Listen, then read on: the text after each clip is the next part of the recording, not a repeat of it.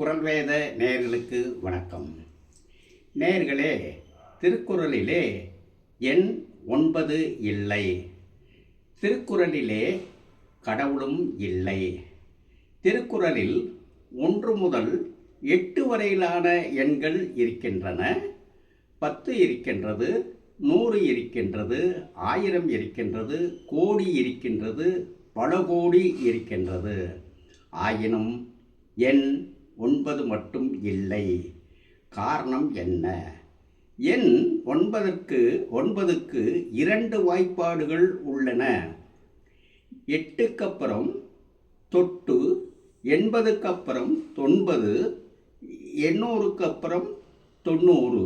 இது ஒரு வாய்ப்பாடு. இன்னொரு வாய்ப்பாடு 8க்கு அப்புறம் 9, 80க்கு அப்புறம் 90, 800க்கு அப்புறம் 900. இது ஒரு வாய்ப்பாடு.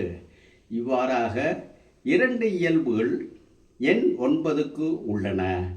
இன்றையும் நாம் சொல்லுகிறோம், 2 இயல்பு உடைய ஒருவனை அவன் 9ஆம் நம்பர் என்று சொல்லுகிறோம். இந்த வழக்கம் திருவள்ளுவர் காலத்திலிருந்து இருந்து வருகின்றது. 2 இயல்பு உள்ள ஒன்றினை திருவள்ளுவர் விரும்பவில்லை. ஆதலால் எண் 9ஐ தன் நூலிலிருந்து நீக்கிவிட்டார். இனி கடவுளுக்கு வருவோம். திருக்குறளில் இறைவன் இருக்கின்றான், ஆதிபகவன் இருக்கின்றான், உலகு இயற்றியான் இருக்கின்றான். ஆனால் கடவுள் மட்டும் இல்லை. கடவுள் என்னும் சொல்லில் கடத்தல், உள்ளிருத்தல் என்று 2 இயல்புகள் உள்ளன. 2 இயல்புகள் உள்ள ஒன்றினை திருவள்ளுவர் விரும்பவில்லை.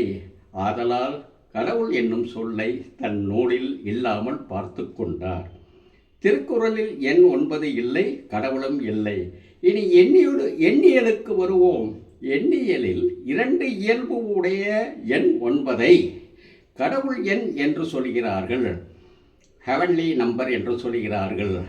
திருக்குறளில் எண் 9 இல்லை, கடவுளும் இல்லை.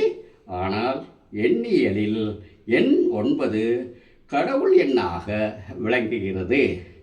இவ்வாறு திருக்குறளில் எண் 9ம் கடவுள் இல்லாமைக்கான காரணத்தை இன்றளவும் எவரேனும் சொல்லியுள்ளனோ? நன்றி, வணக்கம்.